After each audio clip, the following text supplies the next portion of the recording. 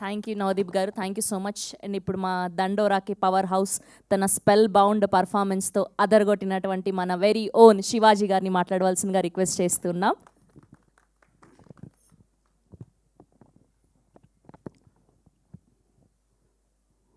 పాత్రికేయ సోదరులకు, మీడియా మిత్రులకు, టీవీ చూస్తున్న, టీవీలు సోషల్ మీడియాలో చూస్తున్న మీ అందరికీ పేరు పేరున థ్యాంక్ యూ. అద్దాలన్నీ ఒకరోజు ఆగితే చెప్తాను, ఇది వదిలి ఇంకా దయచేసి ఈ సినిమాని నిలబెడదాం. ప్రొడ్యూసర్ చచ్చిపోతాడు. ఎందుకంటే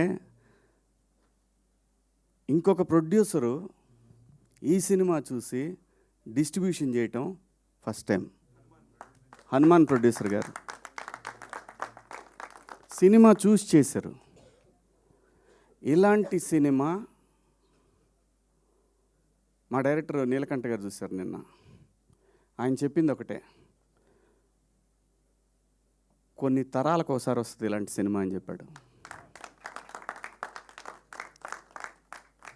వాస్తవంగా 2 రోజులు ముందు కనుక ప్రీమియర్స్ పడితే ఈ సినిమా పొజిషన్ వేరే.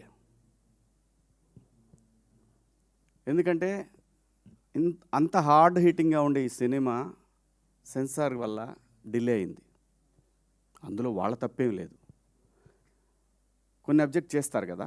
అలా చేయటం వల్ల సెన్సార్ సర్టిఫికెట్ రావటం లేట్ అవటం వల్ల ఈ సినిమా. కానీ ఈ సినిమాని 2026 మొత్తం మాట్లాడుకుంటారు, చూస్తూ ఉండండి మీరందరూ కూడా. అమెరికాలో, నార్త్ అమెరికాలో ఇవాళ నైట్, అంటే వాళ్ళకి నైట్, నిన్న నైట్ అన్నట్టు, మనకి నిన్న నైట్ అన్నట్టు వాళ్ళకి ఇవాళ షోలు విపరీతంగా పెరిగినాయి. ఒక థియేటర్లో ఒక షో పెట్టిన వాళ్ళు 3 షోలు పెట్టారు. ఈ సినిమా ఖచ్చితంగా మనందరూ తెలుగు వాళ్ళు జనరల్గా ఏంటంటే నెట్ఫ్లిక్స్లో వాటిలో మలయాళం సినిమాలు,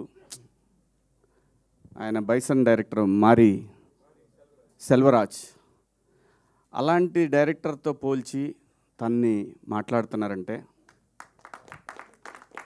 వీఆర్ సో ప్రౌడ్.